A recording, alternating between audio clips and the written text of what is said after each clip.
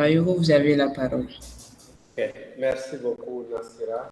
Je vous en Bonsoir. prie.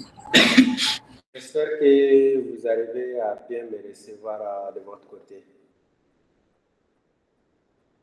D'accord. Déjà, merci. Comme Nasra l'a introduit, moi, mon nom est Mohamed Babaïko. Je suis spécialiste dans le domaine de la gestion des projets de développement humanitaire. Je suis également le directeur du centre Moonlight Mali et aujourd'hui, je vais faciliter cette session avec vous. Ça va être vraiment une session de partage d'expérience et éventuellement à la fin de la session, nous allons avoir des questions-réponses pendant laquelle nous allons quand même prendre les différentes préoccupations et de pouvoir apporter des éléments de réponse. Sachant que nous n'avons qu'une heure 30 minutes pour cette session, je vous demande vraiment d'être assez concentré et désactiver vos micros si vous n'avez pas la parole pour nous permettre de maximiser cette session parce qu'on veut vraiment couvrir l'essentiel pendant ces 1h30 minutes de temps. Donc, sur ce, je vais commencer avec la présentation tout en vous montrant mon écran. Et pendant la session, si vous avez des difficultés, vous pouvez toujours nous saisir à travers la plateforme WhatsApp pour poser vos questions, tout comme vous pouvez poser vos questions directement dans le chat ici. Et avant de démarrer, je tiens à préciser, pour les gens qui veulent vraiment avoir leur attestation, il faut qu'ils fassent les commandes maintenant. On ne va pas pouvoir les délivrer, les attestations, avant le lundi, parce que comme vous le savez, bientôt ça va être le week-end, donc ça ne serait pas évident. Merci et on va commencer. Pour l'enregistrement, nous allons enregistrer la session et bien évidemment, elle va être partagée selon les conditions que nous avons indiquées dans nos différents formulaires.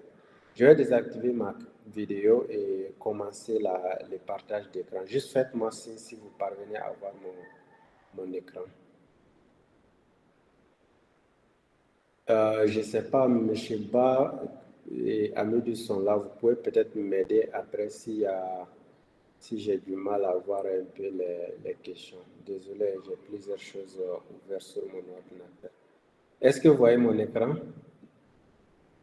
Ok, parfait, parfait. Donc aujourd'hui, notre présentation, c'est vraiment autour de l'essentiel de la gestion des projets.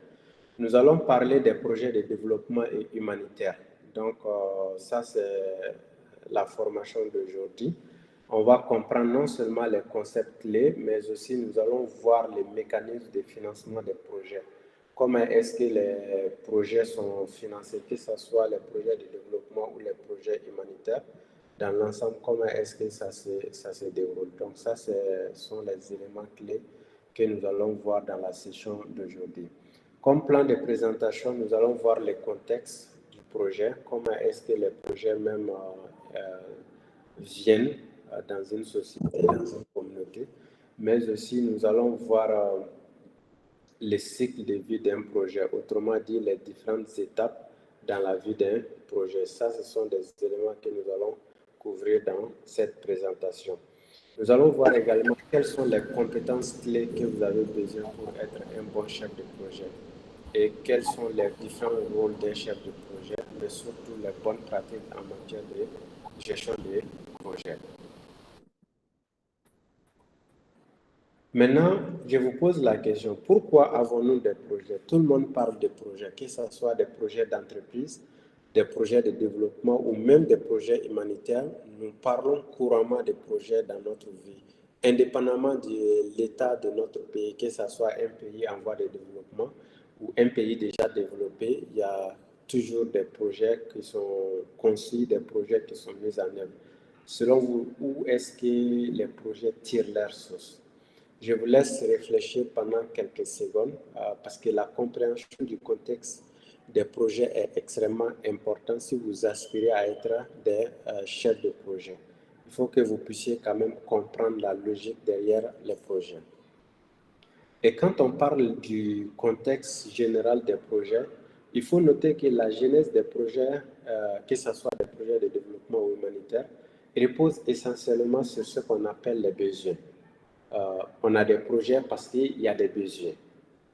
Et ces besoins-là peuvent être des besoins liés à la survie de l'être humain, des besoins liés à l'amélioration des conditions de vie, ou même des besoins liés à la justice sociale. Quand vous prenez nos pays, nos États, nos communautés, vous allez trouver qu'il y a toujours un certain nombre de besoins qui existent dans la communauté ou dans les pays ou dans les villes, ou dans la ville, pardon, ou dans l'État. Et généralement, ces besoins-là sont exprimés par des couches sociales qui n'ont pas les moyens adéquats de se procurer les solutions idoines. Raison pour laquelle il faut l'intervention d'un acteur externe par l'intermédiaire d'un projet. Ça peut être un projet d'entreprise, c'est-à-dire un projet à but lucratif, tout comme ça peut être un projet à but non lucratif. Quand vous prenez par exemple le contexte des ONG, des organisations, des entreprises, les entreprises voient des problèmes dans la société et les entreprises apportent des projets qui solutionnent ces problèmes-là contre un gain. Ça, c'est l'aspect but lucratif. Et ça, c'est l'exemple frappant de Moonlight Mali. Aujourd'hui, on suppose qu'il y a un besoin en matière de formation, en matière de renforcement des capacités sur la thématique de la gestion de projets. Moonlight Mali a identifié ces besoins et a décidé d'apporter une réponse. Et en apportant cette réponse, Moonlight Mali veut un gain en contrepartie. Ça, c'est un exemple de projet à but lucratif. Maintenant, quand vous prenez le contexte des ONG, ça, c'est généralement des projets à but non lucratif. C'est-à-dire que les interventions sont menées sans pourtant attendre une contrepartie vis-à-vis des personnes qui reçoivent les avantages ou les bénéfices du projet. On va donner un exemple. On va dire que dans un village X, la communauté n'a pas accès à l'eau potable. Et vous, en tant que leader d'association, vous avez vu ces problèmes dans la communauté et vous avez décidé d'apporter une solution. Et pour apporter la solution, vous avez démarché des bailleurs qui ont accepté de vous donner de l'argent afin de solutionner ces problèmes d'accès à l'eau potable. Et si vous, à travers votre association, vous parvenez à créer un point d'accès à l'eau potable que vous mettez à la disposition de la communauté de façon gratuite, c'est-à-dire que la communauté va se ravitailler en eau potable à travers ces points d'accès-là de façon gratuite, là, vous avez mis en œuvre un projet à but non lucratif. Donc, pour résumer mon intervention, retenez que les projets reposent essentiellement sur les besoins. S'il n'y a pas de besoins, il n'y a pas de projet. Et tant qu'il y aura des besoins, il y aura toujours des projets.